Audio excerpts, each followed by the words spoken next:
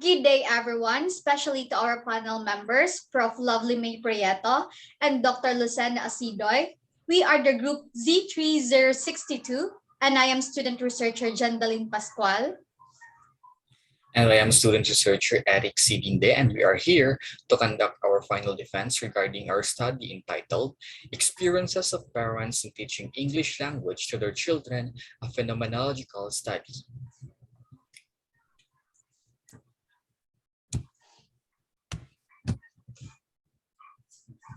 So first, for our rationale, children's first teachers are their parents or other caretakers, and this responsibility continues long after they attend school. Some parents also experience that most of the time their children become more active in learning English if they are motivated by them. Parents help their children's academic performance, such as homework, while from the parents' point of view, it means attending educational decisions as an involvement strategy. For our purpose of the study, the purpose of this study is to describe the experiences of parents in teaching English language to their children. This aims to know the difficulties and challenges of parents in teaching the English language to their children and how these parents cope up with such problems. And for the significance of the study, it is beneficial for the students, teachers, schools, Commission on Higher Education or CHED, and to our future researchers. And for our research questions, this study aims to answer the following questions. Number 1, what are the experiences of parents in teaching English to their children? Number 2, how do they cope with the problems encountered in teaching English language? Number 3, what insights can be generated from the responses? Then for our theoretical framework, so first is the parental involvement theory. It is determined by a parent's attitudes about parental roles and obligations, her perception that she can assist her children in succeeding in school, and the possibilities for involvement supplied by the school or teacher. According to this notion, when parents become active in their children's education, they gain information, skills, and a greater sense of confidence that they can achieve in school. This theory is useful since parents' experiences talk about their involvement and responsibilities in how they engage themselves in teaching their children English language despite the challenges and difficulties that they face and what are their different styles in coping with their problems. And for our parental development theory, or PDT, while on the PDT is a valuable theoretical framework for analyzing people's parenting attitudes and activities. The PDT explains how people construct and adapt their parenting perspectives over time and is closely related to both social learning and cognitive developmental theories. Parenting is defined as a social function in which a group of people known as parents are involved in the parent-child dyadic relationships and perform action connected with the parental role. Individuals tend to perceive the parent's position as comprising 6 basic characteristics: bonding, discipline, education, general welfare and protection, responsivity, and sensitivity according to PDT research. Lastly is the theory of intelligence. It refers to people's opinions regarding the nature of intelligence, notably its changeability intelligence of implicit theory and intelligence mindset.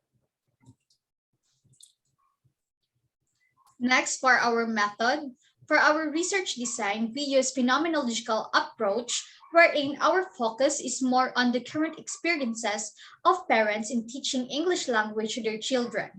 Then the scope of our study or our research local is only within Tagum City area. So for our research participants, we gathered 14 parents who teaches English language to their children, 7 of which belongs to IDI or in-depth individual interview, and the other 7 belongs to FGD or focus group discussion. For our research instrument, in this study, individual depth interview or IDI and focus group discussion or FGD serves as the main instrument. IDI and FGD participants will be asked 5 probing questions about their life experiences in teaching their children English language. So for our data collection, we first ask permission or consent to our dean of college. Then we ask also the consent of our participants, and then we inform them that their willingness to provide important data will be taken into serious account and remain private if they are agreed to participate. After that, we save the recorded video of our interview for our reference of their answers. For the result, the data were gathered by responding to the following questions. First, what are the experiences of parents in teaching English to their children? Second, how do they cope with the problems encountered in teaching English language? Third, what insights can be generated from their responses? During the conduct of in-depth interview and focus group discussion, the researchers recorded their responses through Zoom meeting. Each of the participants eagerly answered the questions. The gathered data was translated carefully by the researchers. The recorded responses of the participants were encoded and undergone a process, then classified into major themes. So for our categorization of data, after the gathering of data from in-depth interviews and focus group discussions, since all interviews were performed through Zoom meetings, participants in the study are parents. Almost all of them response in question in English, and their vernacular responses were translated into English. Following the steps such as according to Boyatzis, we also listened to the Zoom meetings audio recordings. Its purpose was to convert the data into text, making it easier for us, the researchers, to code the data required afterward. During the data analysis, we also followed the 3 steps: data display, data reduction, conclusion, and verification. To find basic and important themes regarding the phenomena under inquiry, we must first identify the phenomenon itself.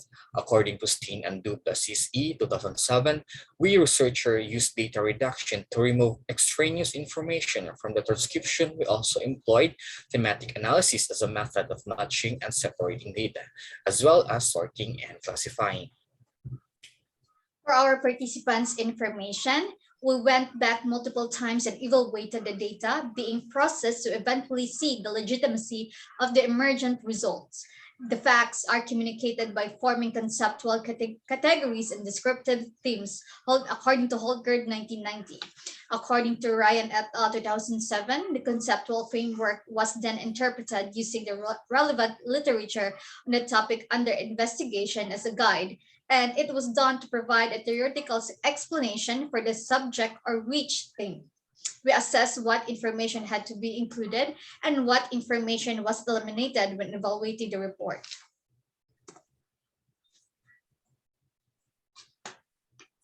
For the discussion of result, we have research question number 1.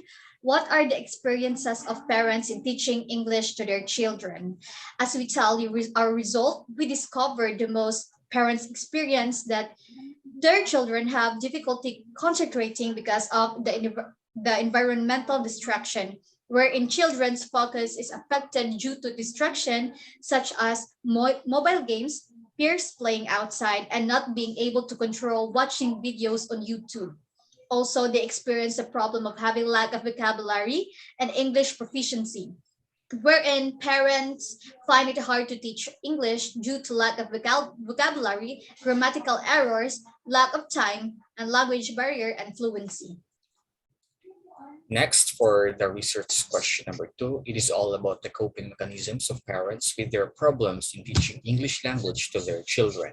Based on our participants, they stated that their coping mechanisms are emotional support, wherein they support their children by motivating, appreciating, giving rewards and praises. Next is exposing them on English movies and YouTube videos, wherein they expose their children by letting them watch English cartoons, YouTube videos, and movies to improve their English proficiency. proficiency.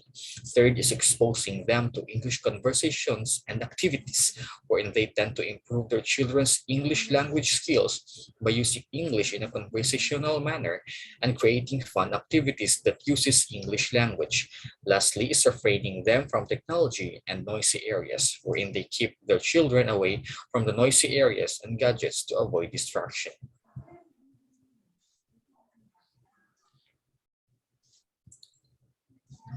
For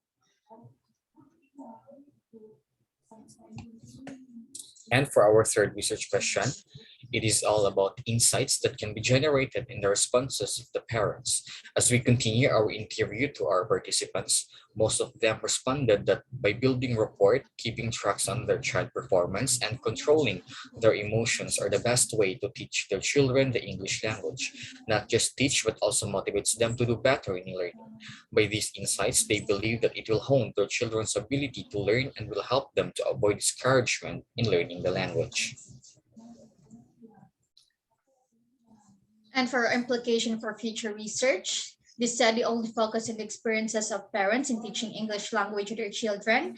The following future research recommended: first, to strengthen the validity of this research, as the research study are not generalized beyond the 14 participants. Future research may also add the number of parents participants who are experiences challenges in teaching English language. Second, future research may also be conducted in other cities, or the scope of the study might be expanded with the same participants to identify parallelism with the collected information. Third, since the study focused only to the experience of parents in teaching English language to their children, future research may also add a better knowledge of how parents educate their children in the second language and what challenges they experience when teaching their child. And that concludes our final defense of the study entitled Experiences of Parents in Teaching English Language to Their Children, a Phenomenological Study. Again, I am student researcher Eric C. Linde. And I am student researcher Jan Daling Pascual, and we are the group Z3062. Thank you, and God bless us all.